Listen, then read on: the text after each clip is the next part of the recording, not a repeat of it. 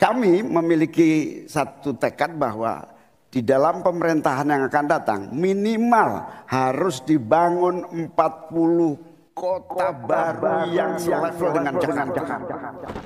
Rencana Caimin untuk membangun 40 kota yang selevel dan semetropolis Jakarta untuk memeratakan pembangunan dinilai sebagai proyek yang gak realistis cuy saat ditinjau dari berbagai sisi. Kok bisa? Dalam debat Cawapres kemarin Caimin bilang cuy akan mengembangkan 40 kota untuk selevel dengan Jakarta demi alasan pemerataan pembangunan. Di situ juga Caimin ngejelasin cuy bahwa nggak perlu membangun kota baru dengan nilai investasi yang fantastis gitu kan ya. Kalau bisa membangun kota-kota yang udah eksis dan nantinya akan dibangun sarana dan prasarana untuk menunjang rencana ambisiusnya itu. Dalam penjelasannya juga di forum debat Cawapres tersebut juga dia bilang bahwa minimal harus dibangun 40 kota baru lah yang selevel dengan Jakarta untuk tujuan pemerataan. 40 kota itu disebut oleh Caimin harus punya kemampuan menampung jumlah penduduk dan kemampuan terjaganya lingkungan untuk sehat, termasuk kehidupan yang memberi kenyamanan bagi seluruh penduduk nantinya.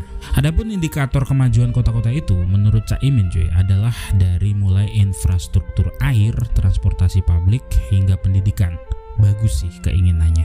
Tapi apa yang dibilang ketum PKB ini cuy sontak menuai kontroversi cuy. Di semua platform media sosial pada rame tuh mengkritisi program visi dari Caimin ini cuy. Bahkan pas debat kemarin juga Gibran dan Mahfud MD langsung mengkritik dan mempertanyakan rencana itu. Gibran bahkan ngaku heran cuy kalau Caimin lebih milih untuk menawarkan membangun 40 kota dibandingkan dengan melanjutkan proyek IKN yang juga udah diatur dalam undang-undang. Gus Muhaimin ini agak aneh ya. Pengen bangun kota selevel Jakarta tapi nggak setuju sama IKN. Tapi ya monggo lah ya, nggak apa-apa. Sedangkan Mahfud MD sampai menilai kalau proyek yang masuk dalam rencana Caimin itu adalah sesuatu yang nggak realistis. Dia beranggapan jika membangun sebuah kota bukanlah sesuatu yang instan. Mahfud mencontohkan cuy, jika pembangunan IKN aja membutuhkan waktu hingga puluhan tahun gitu loh cuy untuk kemudian dilaksanakan. Caimin, saya agak kaget juga mau membangun 40 kota selevel Jakarta. Ya, apa itu bisa dilaksanakan 5 tahun Bapak menjadi presiden dan wakil presiden? Berapa kota dalam 5 tahun? Ini IKN aja sudah puluhan tahun baru dilaksanakan. Lalu kenapa proyek ambisius Caimin itu dinilai sebagai sesuatu yang gak realistis dan terkesan mengada-ngada?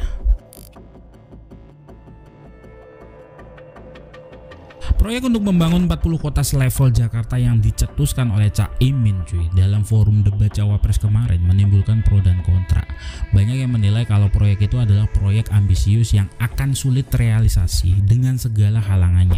Belum lagi sekarang ini pemerintah kita sedang fokus gitu ya untuk membangun IKN yang emang udah diatur dalam Undang-Undang Nomor 3 Tahun 2022. Hal ini kemudian menimbulkan interpretasi yang lain cuy bahwa gagasan Caimin itu terdengar kurang logis baik dari segi urgensi, upaya realisasi sampai kalkulasi politik. Seorang psikolog dan ekonom yang pernah meraih Nobel dalam bidang ekonomi cuy, Daniel Kahneman, dalam bukunya yang berjudul Thinking Fast and Slow ngejelasin cuy di sana tentang gimana kesalahan logis yang akan menyebabkan salah mengambil keputusan bagi seorang pemimpin.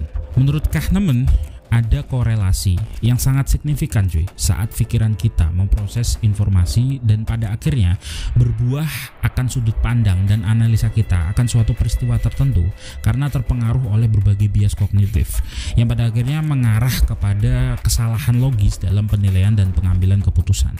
Proyek pembangunan 40 kota selevel Jakarta yang ditawarkan Caimin ini cuy, di sini bisa gue katakan sebagai kesalahan logis dalam mengatasi permasalahan pemerataan pembangunan di Indonesia.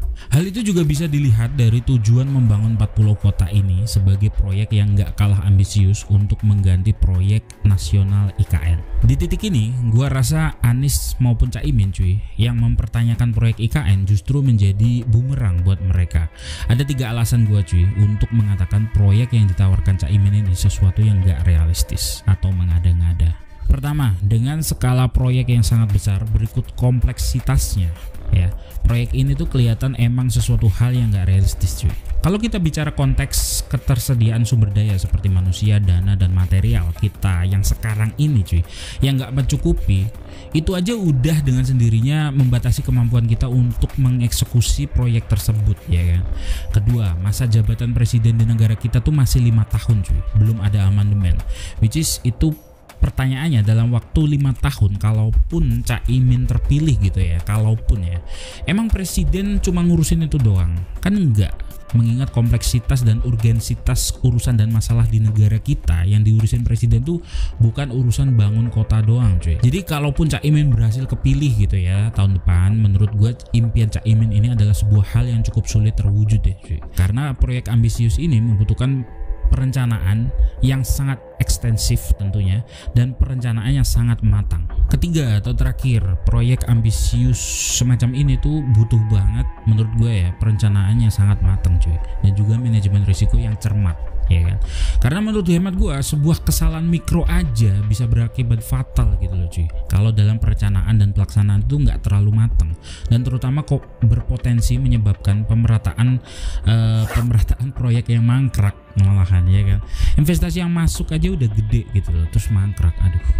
Mendingan dialokasikan ke hal yang lain, misalnya ke pendidikan atau kesehatan rakyatnya mungkin, ya kan. Tujuan untuk melakukan pemerataan pembangunan sekaligus menawarkan antitesa dari proyek IKN dengan membangun 40 kota selevel Jakarta tuh tampaknya emang memperlihatkan adanya miskonsepsi dari Caimin cuy. Kesalahan Caimin ini bisa diterjemahkan menggunakan sebuah istilah tentang kekeliruan bernalar atau yang disebut informal fallacy. Dalam teori logika kita biasa mengenal atau mendengar gitu ya istilah post hoc ergo propter hoc yang menjelaskan jika kesalahan berpikir ini tuh bisa terjadi akibat kita salah melakukan identifikasi kausalitas atau hubungan dari sebab akibat dari suatu permasalahan.